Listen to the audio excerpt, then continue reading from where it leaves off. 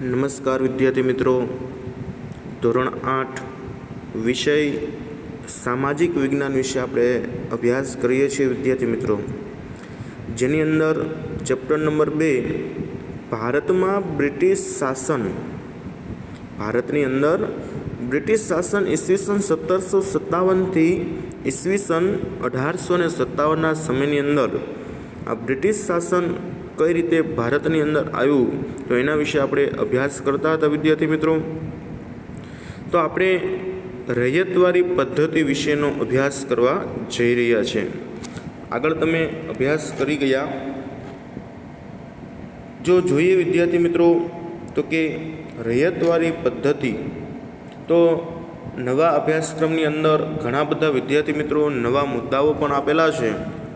તો ખાસ કરીને વિડીયોને 2 વખત જોવા, સમજવા, તો જેના કારણે પરીક્ષાની અંદર કોઈ પ્રશ્ન રહે નહીં. જોઈએ રૈયતવારી પદ્ધતિ કોને કહેવાય, કઈ પદ્ધતિ આપવામાં આવી છે? રૈયતવારી પદ્ધતિ. તો વિદ્યાર્થી મિત્રો એવું કહેવાય છે કે ઈસ્ટ ઇન્ડિયા કંપની એટલે કે અંગ્રેજ સરકારે 19મી સદીની શરૂઆતની અંદર જમીન મહેસૂલ એકત્ર કરવા માટે આ પદ્ધતિને અમલમાં મૂકી હતી. એને કહેવાય છે રૈયતવારી પદ્ધતિ. તો જમીન મહેસૂલ એકત્ર કરવા, ખેડૂતો પાસેથી રૂપિયા મેળવવા, જમીનમાં ઉગેલા પાકથી વેચેલો માલ સુધીની અંદર જે કંઈ આવક થાય ખેડૂતોને, તો એમાંથી આ આવક છે એ અંગ્રેજ સરકાર મેળવતી હતી. કોણ મેળવતી હતી? તો કે અંગ્રેજ સરકાર આ રૂપિયા છે એ મેળવતી હતી. તો એના વિશે આપણે આ અભ્યાસ કરવાનો રહેશે. તો જોઈએ વિદ્યાર્થી મિત્રો, આ રૈયતવારી પદ્ધતિ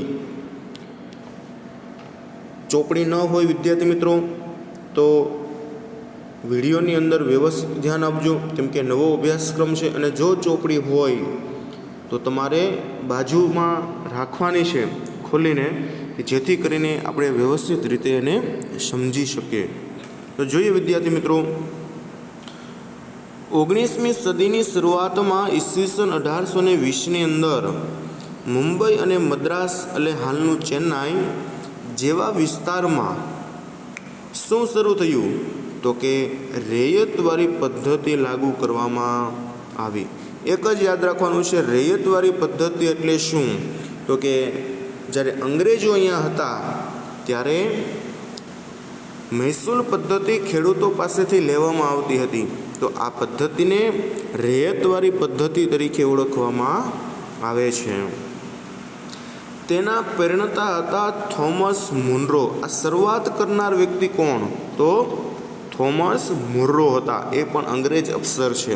કોણ છે વિદ્યાર્થી મિત્રો? અંગ્રેજ અફસર. કયા નામ આપવામાં આવ્યું છે? Thomas Munro. તે સમયે તેઓ મદ્રાસ એટલે હાલના ચેન્નાઈના ગવર્નર તરીકે રહ્યા હતા. કઈ જગ્યાએ? તો કે તે સમયે આ જે થોમસ મુનરો છે તે ચેન્નાઈની અંદર ગવર્નર તરીકે આવ્યા હતા. તો આ પદ્ધતિમાં જમીન ખેડનારને જમીનનો માલિક બનાવવામાં આવ્યો હતો. જે જમીન ખેડે, જે જમીન વાવે, તો તેને શું? તો જમીનનો માલિક છે અથવા બનાવ્યો છે એવું તારે કહેવામાં આવતું હતું. સરકારની શરત મુજબ ખેડૂત જમીન મહેસૂલ ચૂકવવાનું હતું. તો ખેતી તો કરવાની જ ખેડૂતે, પ્લસ સરકારની શરત મુજબ કેટલાક નીતિ નિયમો હતા સરકારના, એટલે કે શરત હતી. તો કેવી શરત? તો કે ખેડૂતને જમીન મહેસૂલ ચૂકવવાનું. તો એના ઉપર જે કંઈ આવક થાય તો એનો અડધો જે ટકાવારી ભાગ છે એ અંગ્રેજ સરકારને ચૂકવવાનો હતો. તેથી આ પ્રથાની જમીનની માલિકી હકનો કોઈ ફાયદો ન હતો. તો ખેડૂતને એનો માલિક રહેવાનો કોઈ અધિકાર હતો નહીં. એક બાજુ માલિક બનાવે તો એક બાજુ શું કરે? મહેસૂલ પદ્ધતિ ઉઘરાવે, મહેસૂલ ઉઘરાવે. તો ખેડૂતો માટે તો એવું જ થઈ શકે ને કે કોઈ પ્રકારની જમીન માલિકીનો હકનો જે ફાયદો છે એ ખેડૂતને મળતો હતો નહીં. તો એના કેટલાક તેના કારણો પણ આપેલા છે. તો એ કારણો જોઈ. જમીનનું વધારે પડતું મહેસૂલ, બરાબર. જો આ મુખ્ય કારણ હતું ખેડૂતો માટે. જમીનનું વધારે પડતું મહેસૂલ અંગ્રેજ સરકાર લેતી હતી. કોણ લેતી હતી? અંગ્રેજ સરકાર. બીજા મુદ્દાની અંદર વાત કરવામાં આવી છે, સરકાર ઈચ્છે ત્યારે જમીન મહેસૂલમાં વધારો કરવાનો હક ધરાવતી હતી. તો સમય પ્રમાણે જોઈએ તો કે જ્યારે એ સમયની આપણે વાત કરતા હોય તો સરકારને હાથની સત્તા હતી, તો એવું તો ન બની શકે કે જ્યારે ઈચ્છા પડે ત્યારે વધારી શકે નહીં. તો ખેડૂતો છે વધારે કેવા બની જાય? દેવાની અંદર આવી જાય, પાયમાલ થઈ જાય અને ગરીબ પરિસ્થિતિ સર્જાય. તો એવી જ કંઈક ઘટના આ રૈયતવારી પદ્ધતિની અંદર અંગ્રેજ સરકાર દ્વારા કરવામાં આવી, અને એ પણ કોના પર? તો કે ખેડૂતો પર.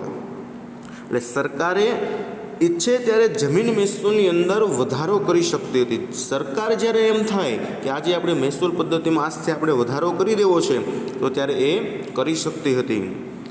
ત્યાર પછી ત્રીજા મુદ્દાની અંદર વાત કરવામાં આવી છે કે કોઈ પણ સ્થિતિમાં અનાજ ન પાકે અથવા નાશ પામે તો પણ રૈયત જમીન મહેસૂલ તો આપવું જ પડશે. શું કીધું?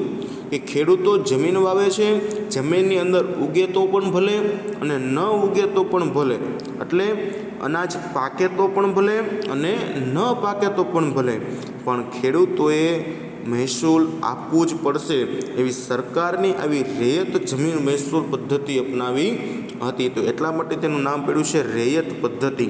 શું નામ પાડવામાં આવ્યું છે? રૈયત પદ્ધતિ. તો આ રીતે કહી શકાય કે આ પદ્ધતિમાં ઉત્પાદન થાય તો પણ ખેડૂતોને દેવું પડે અને ન થાય તો પણ શું કરવું પડે? ખેડૂતોને દેવું પડે. તો જેના કારણે ખેડૂતોને આમાં કોઈ પણ પ્રકારનો ફાયદો હતો નહીં. તો એવું કહી શકાય કે એક શોષણ નીતિ અંગ્રેજ સરકારે આ ભારતના ખેડૂતો ઉપર આવી લાવવામાં આવી હતી. તો જેના કારણે આ ભારતનો જે ગરીબ વર્ગ છે એ સૌથી વધારે કેવો બન્યો હતો? ગરીબ બનતો તમને જોવા મળ્યો હતો. બાજુમાં તમને જે ચિત્ર આપ્યું છે એ થોમસ મુનરો છે. કોણ છે? થોમસ મુનરો, જે ક્યાંના ગવર્નર હતા? તો કે મદ્રાસ. મદ્રાસ એટલે હાલનું ચેન્નાઈ. ત્યાર પછી મહાલવારી પદ્ધતિ.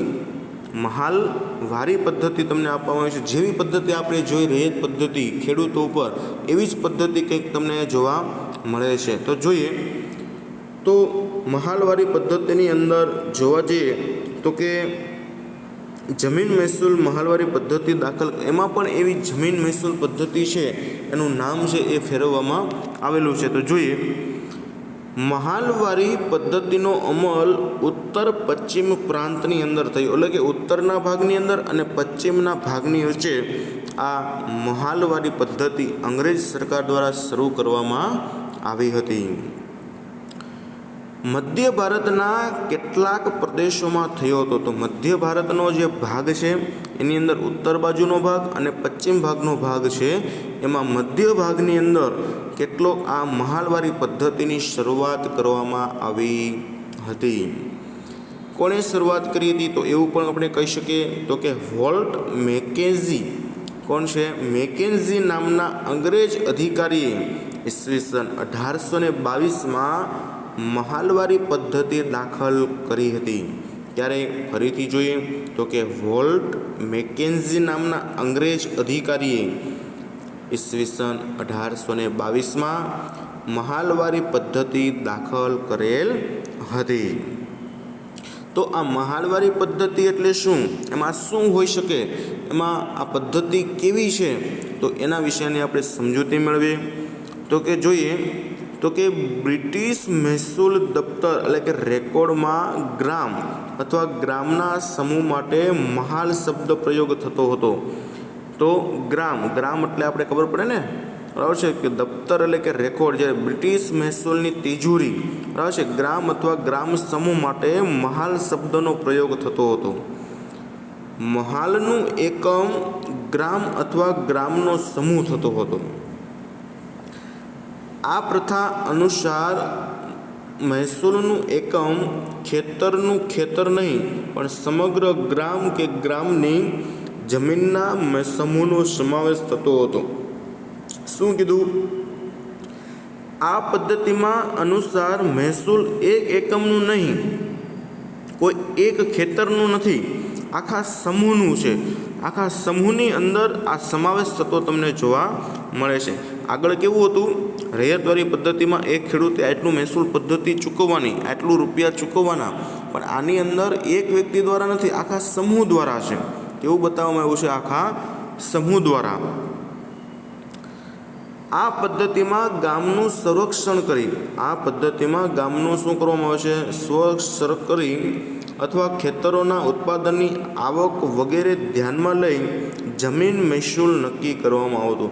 સર્વેક્ષણ કરવામાં આવે, સર્વેક્ષણ એટલે શું, જોવામાં આવે કે આટલે આજે આ વર્ષના ઉત્પાદનની અંદર આટલું ઉત્પાદન થયું છે, તો એ પ્રમાણે એ મહેસૂલ પદ્ધતિ નક્કી કરવામાં આવતી.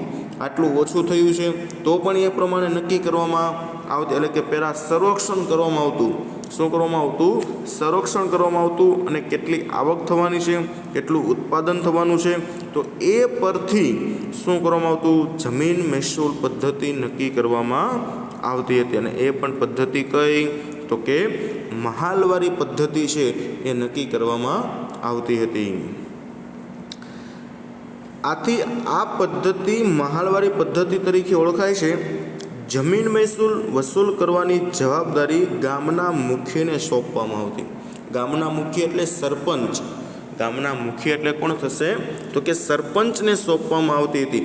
એ પદ્ધતિની અંદર કેટલા ઉત્પાદન થયું છે એ જોવાનું, અને ઉત્પાદન ઉપર કેટલું મહેસૂલ રહેવાનું કામ, તો એ બધી જ જવાબદારી અંગ્રેજ સરકારે ગામના મુખી એટલે કે સરપંચને સોંપવામાં આવતી હતી. અંગ્રેજોએ પરંપરાથી ચાલી આવતી આ જમીન વ્યવસ્થામાં મૂળભૂત ફેરફારો કરી નાખ્યા. પરિણામે ભારતીય ગામોની સ્થિરતા અને સ્વાયત્તતા અને સાતત્યની અંદર છિન્નભિન્ન થવા લાગ્યું. જે આપણે પહેલાંના સમયની અંદર જ્યારે અંગ્રેજો નહોતા આવ્યા એ સમય પહેલાં, ત્યારે ભારતની જે જમીન વ્યવસ્થા હતી, મૂળભૂત હકો હતા, આ મૂળભૂત ફેરફારો કરી નાખ્યા અંગ્રેજ સરકાર આવ્યા પછી. ને પરિણામે ગામોની સ્થિરતા બેકાર થવા લાગી, ખરાબ થવા લાગી. સ્વતંત્રતા જતી રહી. સ્વાયત્તતા એટલે કે પોતાનો જે સર્વસત્તા હતી એ છતાં બધી કેવી થઈ ગઈ, છિન્ન ભિન્ન થઈ ગઈ. કારણ કે અંગ્રેજ સરકાર આવવાના કારણે બધી જ જે સ્વતંત્રતા ગામોને મળતી એ બધી જ સત્તા અંગ્રેજના હાથની અંદર જતી રહી. તો આ હતી મહાલવારી પદ્ધતિ. કઈ હતી, મહાલવારી પદ્ધતિ વિશે આપણે અભ્યાસ કર્યો. જાણવા જેવું આપ્યું છે, તો વિદ્યાર્થી મિત્રો આપણે જાણીએ, કંઈક નવા વિચારો અને નવું જાણવા માટે આપણે જોઈએ. તો ઈસવીસન 1765ની અંદર વાત કરીએ. 1765માં બંગાળમાં દીવાની સત્તા પ્રાપ્ત કર્યા પછી કંપનીએ તેના કર્મચારીઓ પાસે બંગાળની વાર્ષિક ઉપજ માહિતી એકઠી કરાવી હતી. આ અંગ્રેજ સરકારની એક નીતિ હતી, અને એ નીતિ ખૂબ જ ખરાબ હતી. શું કરવા માટે, 1765માં બંગાળની દીવાની સત્તા મળી ગઈ. સિરાજ ઉદ્દૌલા પાસેથી પોતાનું રાજ્ય છીનવી દગાખોરીથી આ સિરાજ ઉદ્દૌલાને મારી અને બંગાળને જીતી લીધું હતું. ત્યાર પછી કહેવાય છે કે દીવાની સત્તા પર્યાપ્ત કર્યા પછી છે, તો એના કર્મચારીઓ પાસે, કે જે સત્તા કોની પાસે હતી, અંગ્રેજ સરકાર. હવે અંગ્રેજ સરકારના કર્મચારીઓ પાસે બંગાળની વાર્ષિક ઉપજ કે વાર્ષિક આવક કેટલી થાય છે, વાર્ષિક ઉત્પાદન કેટલું થાય છે, તો એની માહિતી અંગ્રેજ સરકારે એકઠી કરાવી. શું કરાવી, અંગ્રેજ સરકારે એકઠી કરાવી હતી. કારણ કે બ્રિટન માટે બંગાળનું મૂલ્ય યુરોપના નિકાસ માટે અને ખેત પેદાશો આપનારું ક્ષેત્ર હતું. આથી તેણે ખેત પેદાશો ઉપર પકડ જમાવી દીધી હતી. શું કર્યું, તો કે ત્યારે બંગાળનો જે વિસ્તાર છે એ ખૂબ જ મોટો હતો, અને ખેત પેદાશ જમીનનું વાવેતર ખૂબ જ વધારે હતું, અને ખેત ઉત્પાદન પણ કેવું આપતું, તો કે વધારે આપતું. જેના કારણે તેને એ બંગાળ ઉપર પોતાની પકડને કેવી કરી દીધી, મજબૂત, એટલે કે પોતાની સત્તાને વધારે મજબૂત કરી દીધી, અને ખેડૂતોને પોતાની સત્તા નીચે લાવી દીધા. તેથી ખેડૂતોએ ફરજિયાતપણે આ મહેસૂલ પદ્ધતિ આપવી પડતી હતી. ત્યાર પછી એવો પણ પ્રશ્ન આપણે પૂછાયો છે કે આપણે કઈ કઈ ખેત પેદાશો વિદેશમાં નિકાસ કરીએ છીએ અને કઈ કઈ વસ્તુઓ આપણે શું કરીએ છીએ તો કે આયાત કરીએ છીએ. તો આપણે પણ જૂના અભ્યાસક્રમની અંદર ઘણી બધી ચીજ વસ્તુઓ વિશે આપણે અભ્યાસ કરી ગયા છીએ કે કઈ કઈ પદ્ધતિઓ છે કઈ કઈ વસ્તુઓ છે આપણે આયાત કરીએ છીએ અને કઈ કઈ વસ્તુઓ આપણે શું કરીએ છીએ નિકાસ કરીએ છીએ. તો એના માટે આપણે એવું કહી શકીએ તો કે મરી મસાલા, તેજાના મલમલ, રેશમી કાપડ આવી વસ્તુનું આપણે ભારતમાંથી નિકાસ કરીએ છીએ. ભારતમાંથી તે વસ્તુ શું થાય છે બીજા દેશોની અંદર જતી તમને જોવા મળે છે. જ્યારે આપણે વિદેશમાંથી અનેક પ્રકારની ચીજ વસ્તુઓ મેળવવા આપણે શું કરીએ વ્યાપારીકરણ કરતાં આપણે જોઈએ છીએ અથવા જે વસ્તુ ભારતની અંદર ઉત્પાદન નથી થતી એવી ચીજ વસ્તુઓ આપણે વિદેશમાંથી આપણે મગાવતા હોઈએ છીએ. ત્યાર પછી આપ્યું છે ખેતીની સ્થિતિ. ખેતીની સ્થિતિ કેવી હોય બરાબર છે તો એના વિશેની પણ આપણે ચર્ચા કરીએ તો કે બંગાળમાં ગ્રામ્ય બજારનું એક જે દ્રશ્ય તમને આપવામાં આવ્યું હતું એ દ્રશ્ય વિશે પણ આપણે નજર કરશું કે જેનાથી આપણે ખબર પડી શકે. તો જોઈએ તો કે ખેતીની સ્થિતિ ત્યારે કેવી હતી બંગાળની અંદર. ત્યારના ખેડૂતો બંગાળની ઉપર જે અંગ્રેજ સરકારે હુકુમત મેળવી લીધી, સત્તા મેળવી લીધી ત્યારે એની સ્થિતિ કેવી હતી બંગાળના ખેડૂતોની તો એના વિશે ચર્ચા કરીએ. તો કે બંગાળમાં દિવાની સત્તા મેળવ્યા પછી ઈસ્ટ ઇન્ડિયા કંપનીનો મુખ્ય ઉદ્દેશ યુરોપમાં માંગ હોય તેવી વસ્તુઓ ભારતમાંથી પ્રાપ્ત કરવાનો હતો.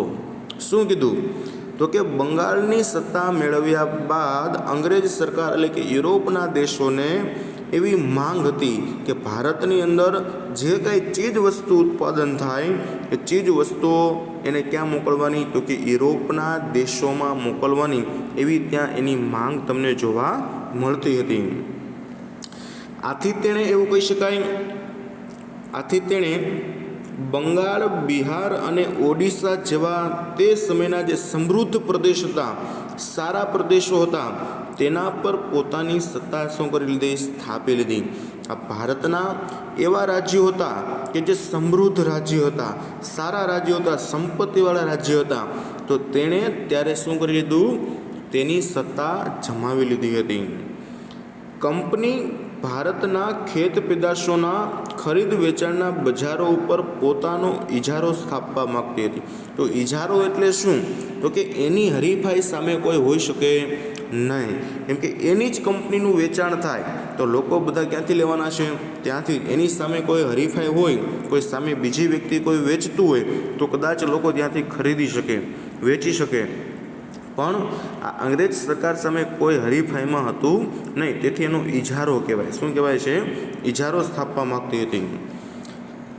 તેથી ઇંગ્લેન્ડમાં નિકાસ કરવાની જરૂરી ચીજ વસ્તુઓ હતી અને તેમાં ખેત પેદાશો મુખ્ય હતી. આથી કંપનીએ ભારતમાં ખેતીનું પોતાની મરજી મુજબ વેપારીકરણના પ્રયાસો કર્યા. પાકોમાં મુખ્યત્વે ગળી, કપાસ, કાચો રેશમ, અફીણ, મરી મસાલા વગેરેનો સમાવેશ થતો હતો અને આ બધી જ ચીજ વસ્તુ યુરોપના દેશો એટલે કે ઇંગ્લેન્ડની અંદર જતી હતી. એનું વાવેતર ભારત દેશમાં થતું હતું, બંગાળમાં, ઓડિશા અને બિહારની અંદર આ ખેતીનું સૌથી વધુ ઉત્પાદન થતું હતું અને એના ઉપર સત્તા અંગ્રેજ સરકારે મેળવી અને આ બધી જ જે વસ્તુઓ છે એને ક્યાં મોકલવામાં આવતી તો કે યુરોપના દેશોની અંદર તેને મોકલવામાં આવતી હતી. આમ આ ખેત પેદાશોનું કંપની શાસન હેઠળ વેપારીકરણ થતાં તેની કેવી સ્થિતિ થઈ તો તેના વિશે આપણે નીચે અભ્યાસ કરવાનો છે. કેમ કે આ ચીજ વસ્તુ છે એ બધી જ ક્યાં જવા લાગી તો કે ભારતની અંદર ઉત્પાદન કરી અને વિદેશની અંદર જવા લાગી હતી. તો હવે જે આ ચીજ વસ્તુઓ છે તો એના વિશે આપણે વિદ્યાર્થી મિત્રો નેક્સ્ટ વિડીયોની અંદર આપણે એનો અભ્યાસ કરશું. મિત્રો આવનારી જે પરીક્ષા છે એની અંદર જેટલો આપણે નવી ચોપડીનો અભ્યાસક્રમ ચાલ્યો છે એટલો અભ્યાસક્રમ પૂછાવાનો રહેશે. એટલે હાલની અંદર તમે તમામ વિડીયો છે એ જોવાનું ભૂલશો નહીં અને જોવાનું ચૂકશો નહીં. દરેક વિડીયાની અંદર અલગ અલગ નવા ટૉપિકો આવશે, જેને કારણે દરેક વિડીયો છે સંપૂર્ણપણે જુઓ તો જેની માહિતી તમને પૂરેપૂરી મળી રહેશે. બરાબર છે વિદ્યાર્થી મિત્રો. આગળ કાચા રેશમથી આપણે નેક્સ્ટ વિડીયોની અંદર જોઈશું. થેન્ક યુ વિદ્યાર્થી મિત્રો.